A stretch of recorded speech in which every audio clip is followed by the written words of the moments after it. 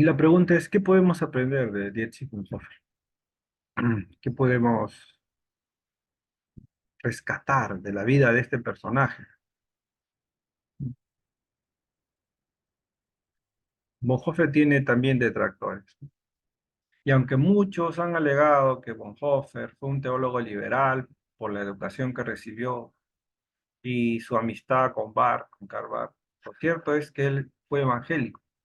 Creía que la Biblia era palabra de Dios. Tenía una visión conservadora de Cristo y abrazó la justificación. Así que como iglesia, hacemos bien en no desecharlo. Tenemos mucho que aprender de él, en especial dos áreas muy específicas. La primera es esa comprensión de la iglesia. Desde el comienzo, la iglesia fue la pasión de Bonhoeffer.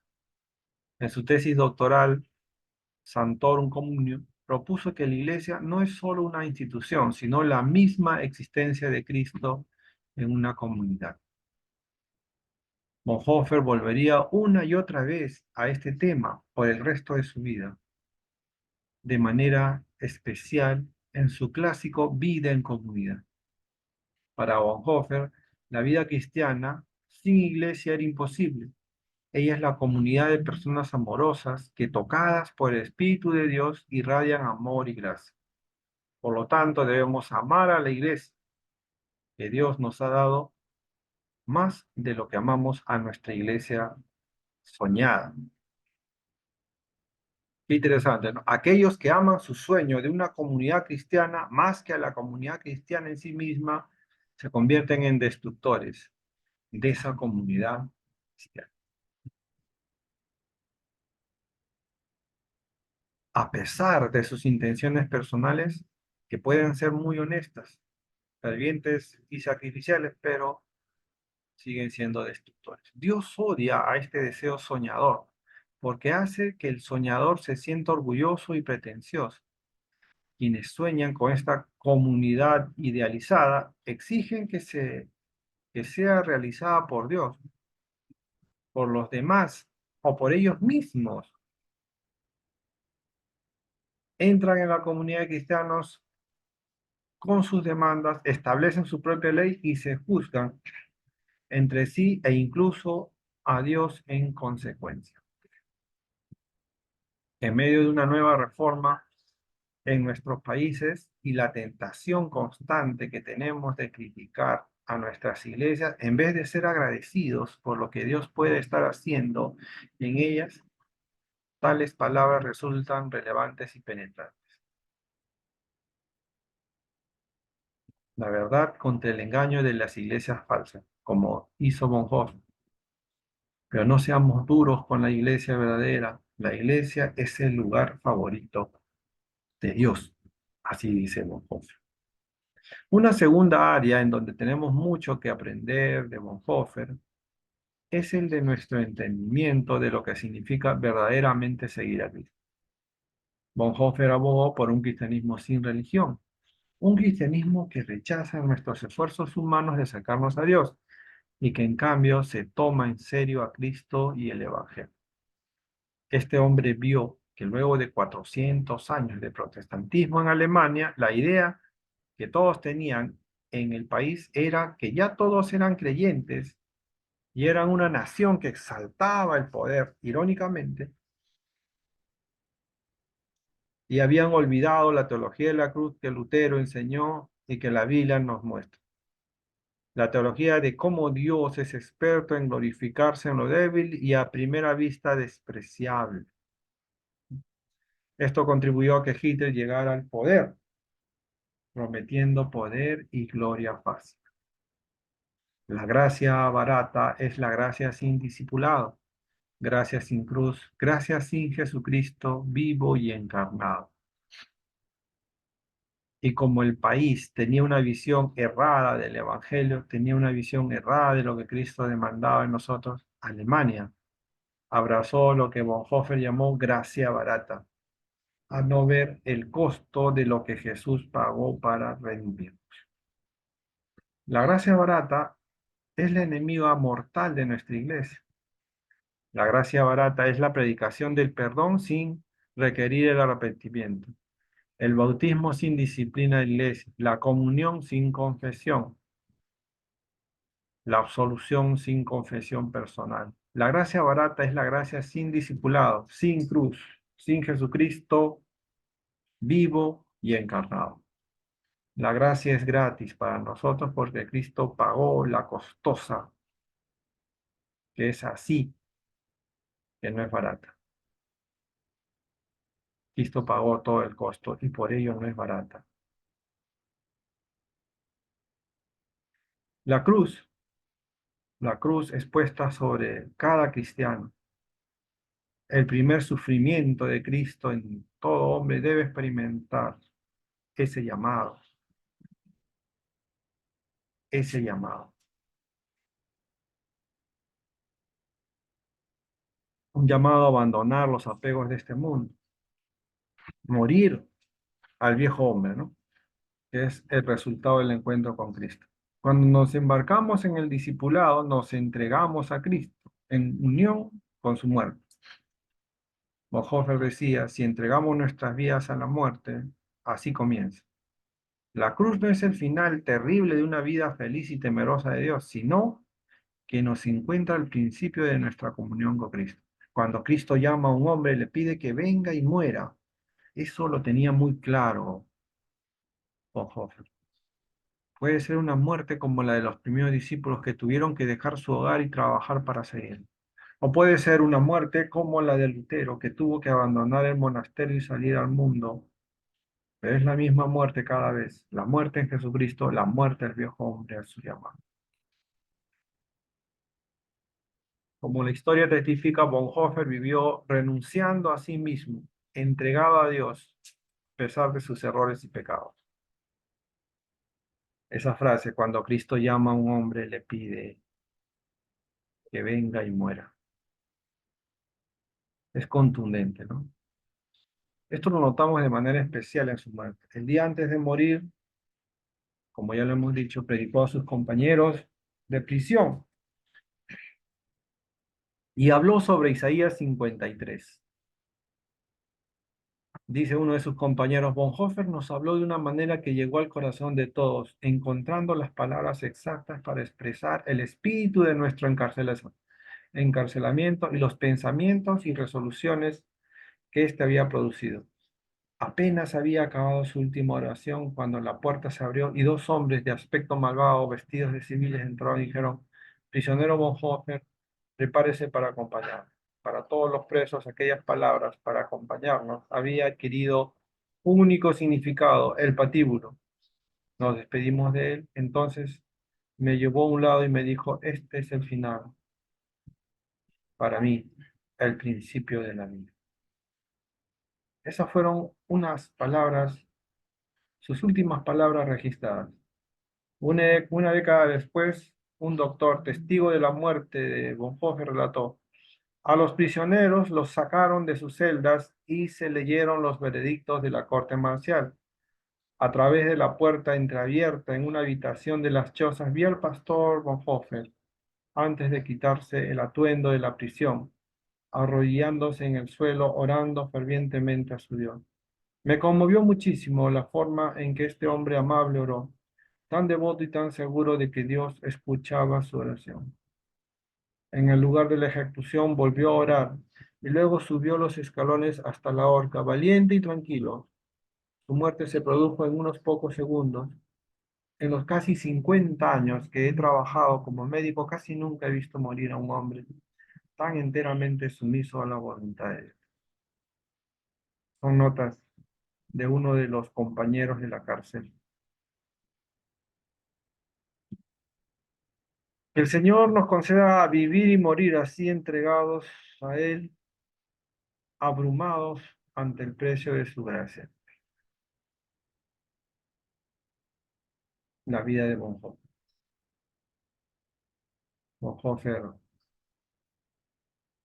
una persona a quien nosotros podemos mirar con detenimiento. En pocas palabras, cuando uno mira o escucha lo que acabamos de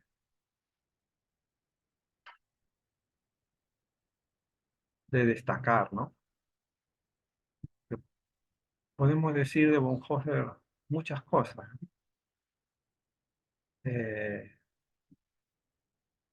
creo yo, cuando las personas se encuentran en situaciones difíciles, ¿no? La vida de Bonhoeffer experimentó situaciones contrarias, ¿no?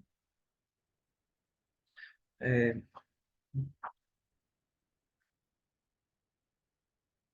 Bonhoeffer tuvo que entregar su vida por sus decisiones, ¿no? Lo primero que se puede venir a la cabeza es su compromiso social, ¿no? No solamente su compromiso social, sino también político, ¿no? A lo largo de su vida, al punto de llegar hasta la muerte, ¿no? Hay que recordar que su lucha fue contra el régimen nazi, ¿no? Un régimen nazi que asesinó a más de 6 millones de personas. Su lucha fue contra la injusticia, contra el abuso, contra las pretensiones enfermizas de Hitler. Interesante que Bonhoeffer muere 2 semanas antes que lleguen los soldados norteamericanos, o sea, lo asesinan, lo, lo ahorcan, y 3 semanas antes de que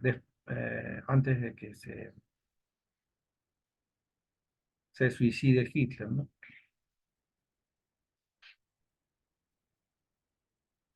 Hoy en día eh, se está rodando ya una película que habla sobre Bonhoeffer. Espero que la podamos ver, es una película muy interesante que habla sobre la vida de Bonhoeffer. Ya está presente esa película, pero está en alemán, lo están traduciendo al castellano, ¿no? Por eso, el legado teológico de Bonhoeffer toma como protagonismo ciertas reflexiones sobre la lectura no religiosa del cristianismo. Son reflexiones redactadas en forma de cartas escritas a uno de sus amigos, Everard Beck, durante los años 1943 y 1944, ¿no? Desde la cárcel, ¿no? Y son estas cartas que luego fueron publicadas, que luego nos van a hacer entender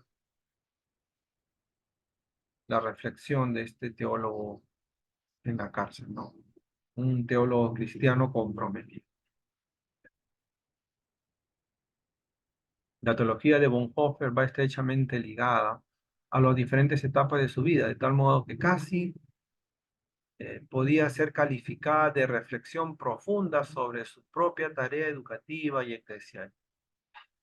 Deberíamos hablar de una primera etapa de formación en la que se incluye el tiempo que pasó en Barcelona durante de los años 1928 y 1929, el ejercicio de su vicariato en la parroquia evangélica alemana de Barcelona. En esa primera etapa de formación, Bonhoeffer escribía su tesis y también preparaba para su examen final de teología, y entonces se encaminaba académicamente, ¿no? Y adquiría experiencia también, ¿no? Haciéndose cargo de una iglesia, ¿no? Y esta actividad lo llevaría nuevamente, ¿no? Al final, cuando concluye su tesis doctoral, en 1927, entonces pasa su primer examen teológico, ¿no? Sería. El siguiente paso para el joven teólogo era el vicariato, es decir, un periodo formativo antes del segundo examen final y de la ordenación. Su superior, Max Distel, le sugirió pasar este año en la parroquia evangélica alemana de Barcelona, de febrero 1928 a febrero 1920. Así lo hizo y llegó a Barcelona un 15 de febrero de 1928.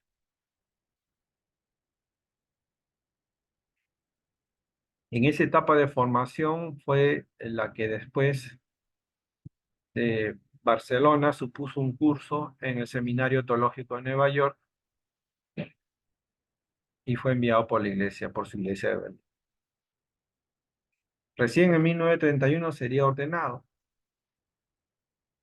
y entonces las cartas que se han reunido, que son desde Barcelona, las que escribe a su familia, no se pueden desligar del tiempo en la que se escribieron, ¿no? Era un joven procedente de una buena familia alemana que pertenecía a una clase social elevada, ¿no? Alta, ¿no? Y pues en esa experiencia él empieza a involucrarse con la sociedad.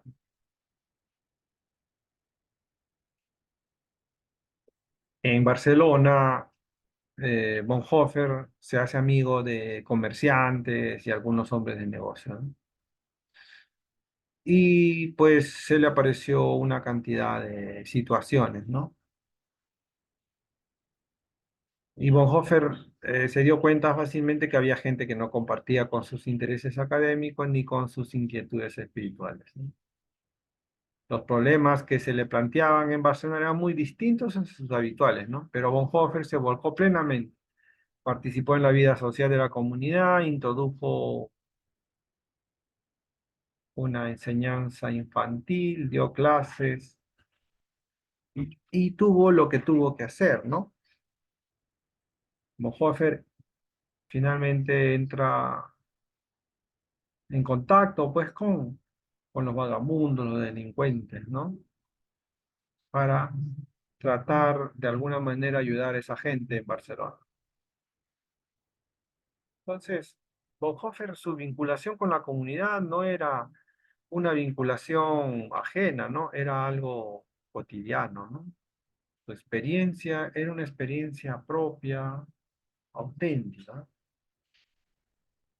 Es en Barcelona donde Bonhoeffer empieza a observar que una cosa es ser teólogo y otra cosa es ser pastor. Pero él resuelve ser un teólogo involucrado o un pastor académico. Y entonces nos vamos a encontrar con ese elemento de Bonhoeffer, con esa característica de Bonhoeffer, ¿no? Eh, no podemos entender mucho el legado de Bonhoeffer sin las cartas desde la cárcel, que son las que manifiestan la inquietud y la angustia de su vida, de su momento. Quisiera aportar algunas cosas aquí, ¿no? Según Bonhoeffer, el mundo presente había cambiado de tal modo que había expulsado el cristianismo de toda base religiosa. El mundo no era ya religioso. Por eso, una interpretación religiosa del Evangelio ya no llegaba a la sociedad. A partir de aquí, Bonhoeffer decía, lo que a mí me mueve de forma ininterrumpida es la cuestión de saber que es hoy propiamente el cristianismo o Cristo. Esta fue ciertamente la cuestión que le inquietó tremendamente en sus últimos años de vida, sobre todo a partir de su experiencia de la cárcel y de relación con los demás prisioneros. Bonhoeffer describe mucho las dificultades de un cristianismo religioso, pero da muy pocas orientaciones sobre cómo debería ser un nuevo cristianismo no religioso. Y con esto no quiere decirse que la iglesia como institución debería desaparecer. No, es obvio la comparación que hace Bonhoeffer, ¿no? Que hay mucha gente, y especialmente en su tiempo, se hacían llamar cristianos, pero cristianos que apoyaban a Hitler. O sea, los cristianos alemanes, los luteranos, merecen peor de las atenciones, especialmente en ese tiempo, ¿no? ¿Cómo es posible que ellos callaron? ¿Cómo es posible que permitieron sin decir nada? Asintieron todas las atrocidades de Adolfo Hitler. Eso es escandaloso, ¿no? Y para Bonhoeffer dice, no, un cristianismo sin religión. En realidad eso es lo que hacía falta, ¿no? La religión los había corrompido, ¿no? La religión los había llevado a cubrir el mayor de los agravios contra la humanidad. Para Bonhoeffer eso era una pena capital. Eso nos toca a nosotros responder hoy, ¿no? Eso nos toca a nosotros responder hoy. ¿Mm? Si nos interesa entender la relación entre cristianismo y estas situaciones, ¿no? Cristianismo, cristianismo y cultura, ¿no? Cristianismo y religión, ¿no? Es la pregunta que tenemos que responder cada uno de nosotros. A cada uno nos toca vivir una situación diferente y nos toca responder cuál es la relación de nuestro cristianismo frente a la situación que viven nuestros hermanos que sufren injusticia, que sufren persecución, que sufren maltrato. ¿Qué relación hay entre nuestro cristianismo, nuestra fe y ese sufrimiento que nos permite a nosotros, o bien sentarnos a mirar desde un palco suite, o bien ingresar a un largo túnel de compromiso, incluso involucrando nuestra vida? Bonhoeffer la tuvo clara, ¿no? Bonhoeffer sabía lo que hacía y hacia dónde iba. No es tan fácil, no es tan fácil, no es tan fácil, señores. Entonces, eh, hay grandes preocupaciones en Bonhoeffer, sí, la figura de Jesús, la figura de Jesús es una de ellas. La figura de Jesús en nosotros, la figura de Jesús en la iglesia, la figura de Jesús en los cristianos. Pero también la preocupación es la naturaleza idolátrica del Estado nazi, ¿no? Cómo mucha gente se sometió a ese régimen. Y otra parte, la responsabilidad moral de los cristianos alemanes que respaldaron las masacres de Führer, de Hitler.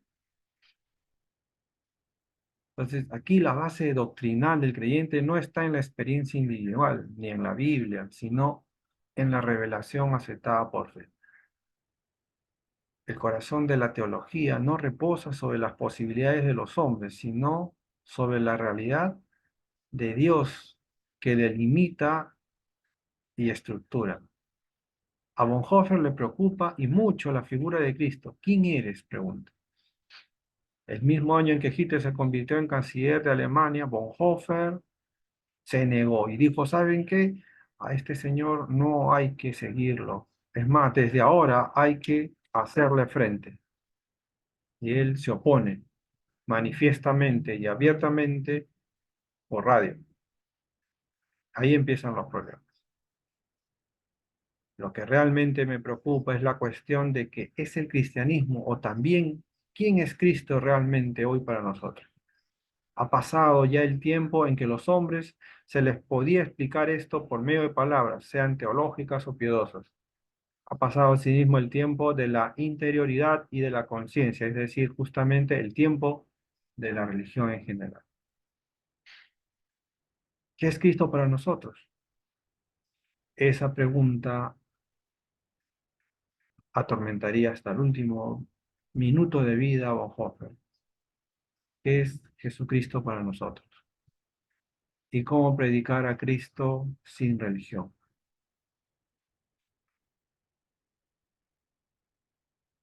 Es consciente del proceso creciente de un mundo sin religión, del desarrollo de una sociedad secular divorciada de las expresiones religiosas, y se pregunta cómo hablar de Dios sin religión. Hoy en día el cristianismo está secularizado, está secularizado. ¿Qué quiere decir? De que no hay compromiso, de que no hay compromiso. La gracia barata.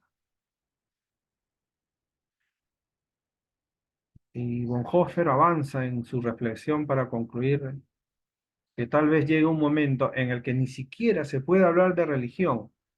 El cristianismo es la antirreligión, en el sentido de que cualquier religión debilita al hombre delante de la omnipotencia divina, mientras que la fe en Cristo enseña la presencia de un Dios crucificado que dignifica y potencia los valores humanos. Su inquietud, sin duda, a causa de la decepción que le produce la religión socialmente establecida, conformada al sistema, le lleva a confesarle a su amigo, a quien le escribía, diciéndole, a menudo me pregunto por qué un instinto cristiano me atrae en ocasiones más hacia los no religiosos.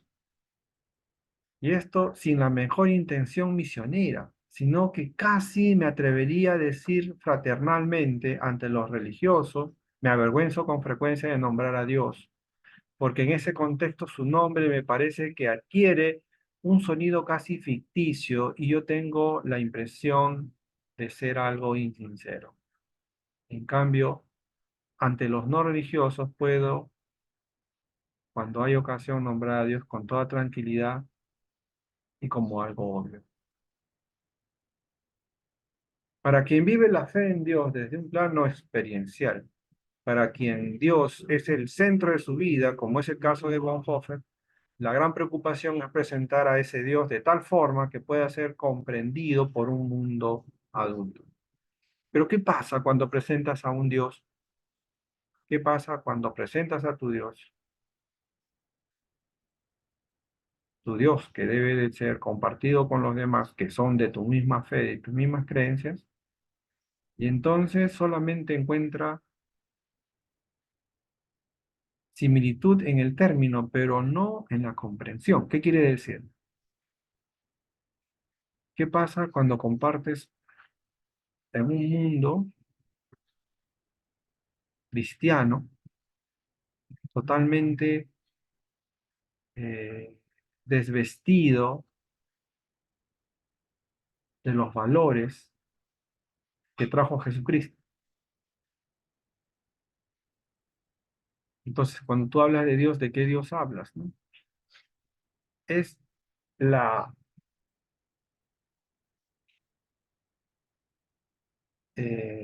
la decepción de Bonhoeffer, ¿no? La decepción de Bonhoeffer frente a ese cristianismo, ¿no? Un cristianismo nominal. Y Bonhoeffer habla de un cristianismo irreligioso, ¿no? Desde una incuestionable espiritualidad personal, un misticismo poco frecuente. El entorno burgués e intelectual en que se mueve Bonhoeffer hace un esfuerzo supremo en comprender la realidad de este mundo, que a su juicio ha llegado a la mayoría de edad, en cuyo proceso ha ido empujando a Dios fuera del ámbito de sus intereses. Lo que observa y se esfuerza en comprender no lo define tanto como un ateísmo militante, sino como una declaración de inutilidad. Dios resulta innecesario para habitantes de un mundo que ha llegado a su mayoría de edad. Ya Dios estorba, ¿no? Hablar de Dios es meterse en problemas. Mejor no hablemos de Dios y tengamos la fiesta en paz. Ese es el cristianismo que Bonhoeffer había experimentado justamente en esos tiempos este holocausto, porque nadie se atrevía a decirle a Hitler, Hitler, lo que tú estás haciendo es una masacre. Todos asentían la cabeza, amén y amén. Cristianos luteranos, para quien vive la fe en Dios desde un plano experiencial, para quien Dios es el centro de su vida, como es el caso de Bonhoeffer, la gran preocupación es presentar a ese Dios de tal forma que pueda ser comprendido por un mundo adulto que no se deje impresionar por ese Dios, Deus ex machina, que sale a escena como si de un taumaturgo se tratara, para resolver los problemas cotidianos de una humanidad impotente a causa de su pereza. El mundo llega a ser adulto cuando abandona esa falsa concepción de Dios y está dispuesto a aceptar al Dios de la vida. En su libro Las cartas desde la prisión, la fascinación que Bonhoeffer sentía por dar respuestas al sufrimiento hizo que fuera un gran admirador de Gandhi, Mahatma Gandhi, hasta llegar a hacer planes para ir a vivir y trabajar con él, renunciando a ese propósito ante la necesidad inmediata de dar un testimonio cristiano en alemán. La fascinación que Bonhoeffer sentía por dar respuesta al sufrimiento hizo que fuera un gran admirador de Gandhi, ¿no? Y Gandhi no era cristiano. Sin embargo, su vida también es un ejemplo, ¿no? También es un ejemplo. Mahatma Gandhi, ¿no? Mahatma Gandhi, un personaje que hace frente de una manera pacífica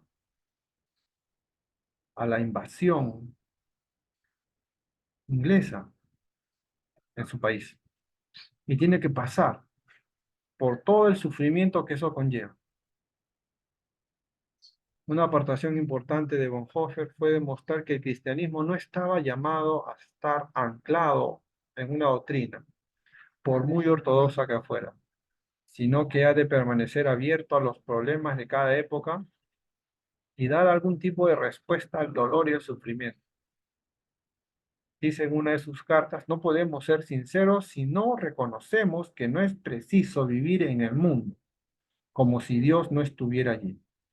Cristo no nos ayuda con su omnipotencia, sino con su debilidad y sus sufrimientos. Bonhoeffer descubre que Jesucristo, el siervo sufriente de Isaías, el símbolo del sufrimiento que nos permite contemplar la verdadera imagen de Dios, el valor redentor del sufrimiento. Entonces vemos a un Bonhoeffer que poco a poco va transformando su pensamiento, ¿no? Hay una evolución teológica en Bonhoeffer, ¿no? Y vital, ¿no? Y que queda reflejada en la percepción que tiene la Iglesia, ¿no? Y esta en función de su propia evolución. Entonces, en primer lugar, el descubrimiento de la Iglesia. Un segundo lugar, descubre la Iglesia ecuménica a partir de sus viajes al extranjero. Un tercer lugar, a raíz del advenimiento, del aparecer del nazismo y su propia madurez, surge la Iglesia confesante. Y finalmente, la incógnita de la Iglesia en cautiverio. Para Bonhoeffer, en su obra, en el precio de la gracia, Bonhoeffer somete a crítica el concepto luterano de la fe. No basta con creer, la fe exige obediencia, privada del seguimiento de la vida, la salvación. Por la fe se reduce a una justificación barata del pecado, pero que no llega a la costosa justificación del pecador. Para Bonhoeffer, el acto religioso es algo parcial, mientras que la fe es algo total, un acto de la vida. Jesús no nos llama a una nueva religión, sino a la vida. A Dios hay que buscarla en la plenitud de la existencia, en las cartas que escribe desde la cárcel, concretamente las dirigidas a su amigo Everett Beige, se muestra crítico y audaz, apuntando una teología prospectiva no conformista con los esquemas establecidos. El precio de la gracia. seguimiento de Jesús escrito, Bonhoeffer somete a crítica el concepto luterano de la fe. Y creo que siempre tenemos que someter a juicio los conceptos de nuestra fe, porque no basta con creer. La fe exige obediencia, obediencia que lleva a la muerte en muchas ocasiones, en muchas ocasiones. Bueno, con esto quiero terminar. Espero que podamos haber aprendido algo de Bonhoeffer. Puedan analizar también ustedes los videos y puedan enviar los informes, ¿no? Bueno, hermanos, nos estamos viendo. Va, hasta la próxima semana. Que Dios los bendiga.